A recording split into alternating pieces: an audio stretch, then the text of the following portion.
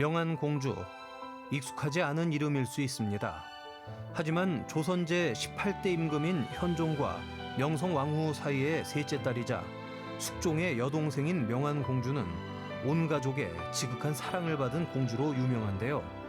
명안공주와 관련된 보물들이 전시되는 특별한 현장으로 가봅니다.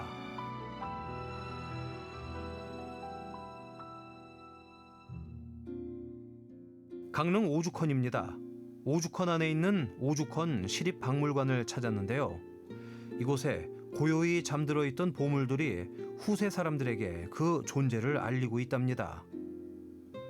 바로 사랑받기 위해 태어난 공주 명안 특별전이 펼쳐지고 있는 것.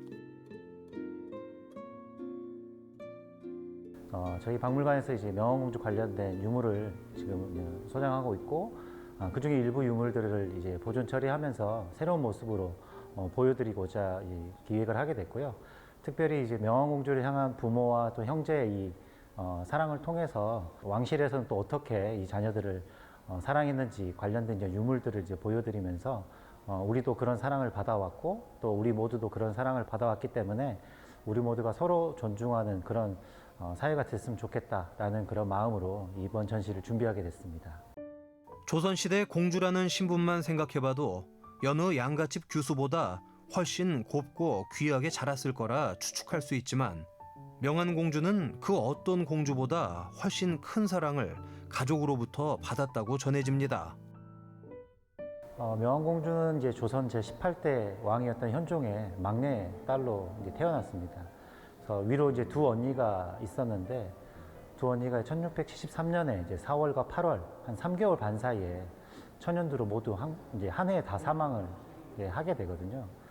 그러다 보니까 이제 막내 딸로 이제 혼자 이렇게 남게 되니까 이제 부모의 그런 사랑과 또 뒤에 이제 현종이 이어서 왕이 되는 숙종이 이제 유일한 외아들이거든요. 그래서 오빠가 굉장히 아꼈던 그런 동생이었고, 특별히 이제 몸이 어렸을 때부터 좋지 않았던 것 같아요. 그래서 더 이제 가족 간의 그런 애착이 더 강하지 않았었나라는 그런 생각이 들었습니다.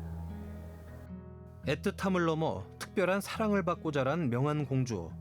그렇다면 이곳에 전시되어 있는 그녀와 관련된 보물들은 과연 어떤 것들인지 호기심이 발동하는데요.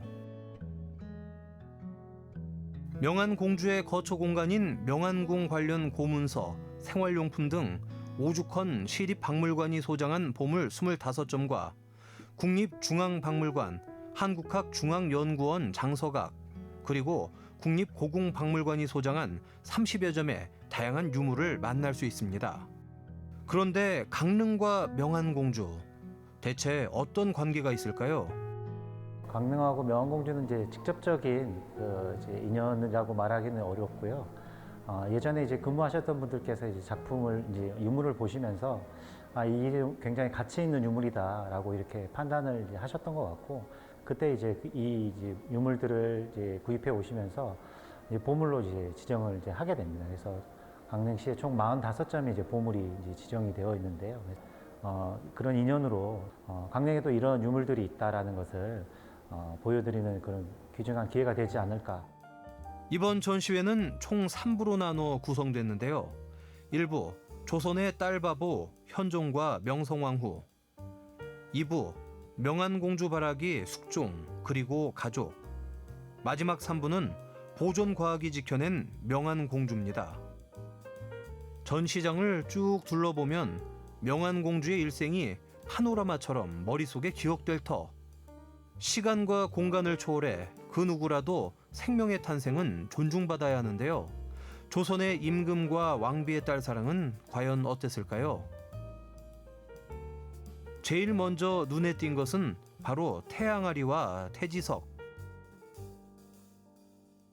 저기 이제 작은 이 항아리잖아요. 저기 안에다가 이제 태하고 태반을 이제 넣게 돼요. 그래서 보통 이제 그 안태의례라고 보통 표현하거든요. 이 태를 관리하는 거를. 편안한 안자를 써서 이제 태를 편안하게 모시면 그 아이의 무병장수뿐만 아니고 나라의 번영도 가져다 줄 거라는 그런 믿음이 여기에 담겨져 있는 거예요. 요거는 이제 현종이 딸의 이름을 적은 장명단자예요. 온희라고 적혀져 있는 게 명왕공주 이름입니다. 그래서 이제 이걸 통해서 왕이 이렇게 아이의 이름을 적구나라는 것을 사람들이 생각해 볼 수 있는 거죠. 현종 어필 관찰입니다. 아버지인 현종이 딸 명안공주에게 순 한글로 쓴 편지죠.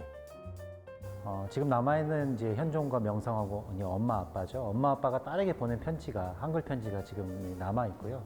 그 내용에 보면 이제 지금 우리 현대인들이 살아가는 이제 보통 딸바보라고 표현하죠. 조선시대에도 동일하게 이렇게 현종과 명성황후가 보낸 편지를 통해서 그때도 동일하게 이 딸에 대한 염려와 걱정 그리고 또 기쁨 이런 것들을 표현하는 그런 이제 편지들 만나보실 수 있을 것 같습니다. 2부에선 강력한 왕권을 행사한 것으로 잘 알려진 숙종이 하나밖에 남지 않은 여동생에게만은 한없이 따뜻했음을 알 수 있습니다. 숙종은 이제 사실 조선 왕실에서 절대 왕권을 행사했던 그런 왕이었기 때문에 3번의 이 황국에 걸치면서 그 신하들이 죽임을 당했고 또 장희빈까지 죽임을 당하는 그런 이제 왕권을 행사하게 되는데 본인의 여동생에 대해서는 굉장히 한없이 많은 걸 주고 싶어 했던 오빠였다라고 그렇게 생각이 되고 우리가 흔히 말하는 이제 현실 남매는 아니었다.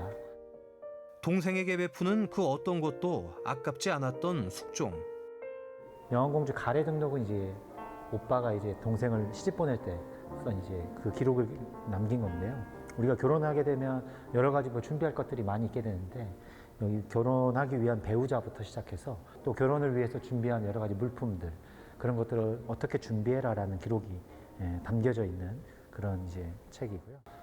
위에 있는 조선왕조실록에 또 숙종이 이제 동생을 어떻게 아꼈는지에 대한 내용인데 동생을 이제 시집 보내게 돼야 되는데 집을 지어줘야 되는 그런 거예요. 그래서 당시 이제 1,600칸 정도로 이게 보통 공주의 집터를 정해놨는데 왕이 명령한 데 가보니까 1,800칸이 넘는 거예요. 그래서 오빠가 정말 많은 걸 해주고 싶었다라고 하는 것을 알 수가 있고요. 또 다른 이제 실록 기사에도 보면 청나라에서 이제 고급 비단이 들어오거든요. 그러면 이제 여동생한테 갖다 주라고 이렇게 명령을 하는 그런 기사의 제목도 나와 있습니다. 하지만 명안공주는 그 복록을 못 다누리고 23 꽃다운 나이에 갑자기 세상을 떠났다고 하는데요. 숙종 13년 5월 공주가 죽자 숙종은 소복을 입고 머리를 풀어 슬퍼했고 열흘간 육식을 안 하겠다고 할 정도였다고 합니다. 당시 예법으론 무척 이례적이었죠. 우리가 이런 특별한 역사를 기억할 수 있는 건 공주와 관련한 보물들이 잘 보관돼 왔기 때문인데요.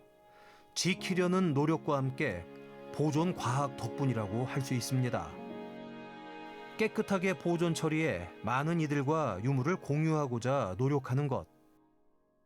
물론 당시와 똑같을 순 없지만 원형을 유지하는 범위에서 이만큼 관리하고 일반인에게 보여준다는 건 매우 의미 있는 일이죠. 이러한 후세의 노력과 관심이 더해져 조선의 역사가 생생히 기억되고 유물이 잘 전해내릴 수 있는 건데요. 오늘 이곳에서 우린 무엇을 배울 수 있을까요?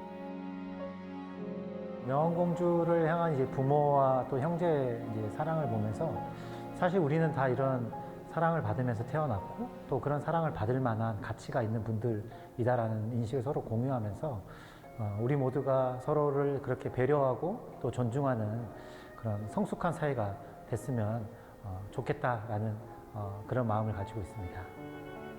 평생 온 가족의 사랑을 듬뿍 받았던 명안공주. 받은 사랑을 증명이라도 하듯 오늘날까지 전해지는 귀한 자료가 있어 다행입니다. 지키려는 노력이 한몫 더했고요. 공주와 관련한 다양한 유물과 자료는 오는 9월 1일까지 전시된다고 하니 직접 확인해 보시면 어떨까요?